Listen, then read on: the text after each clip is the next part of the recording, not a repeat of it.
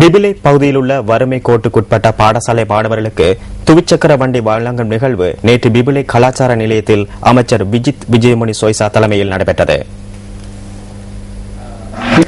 பிபிலை கல்வி வலயத்துக்குட்பட்ட பொது போக்குவரத்து வசதிகளற்ற 7 பாடசாலைகளின் 65 மாணவர்களுக்கான துவிச்சக்கர வண்டிகள் இதன்போது வழங்கப்பட்டன.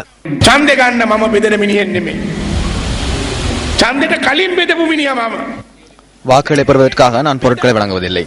நான் தேர்தலுக்கு முன்னரே வழங்குபவன். தொடர்ந்தும் நான் பொருட்களை வழங்குவேன். தேர்தலுக்காக நான் எந்த ஒரு பொருட்களையும் வழங்கவில்லை. போதைப் பொருள் வழங்கவில்லை. அதனால் எனக்கு கௌரவம் இருக்கின்றது. இந்த மாவட்டத்தில் உள்ள மக்கள் நான் இருக்க வேண்டும் என்று நினைக்கின்றனர். நாங்கள் மேற்கொண்ட புரட்சியில் இதுவும் ஒன்று. இவை அனைத்தையும் பெற்றுக்கொண்டு விரும்பியவர்களுக்கு உங்களுடைய வாக்குகளை அளியுங்கள். எந்த கட்சி என்றாலும் தெரிவு செய்யுங்கள்.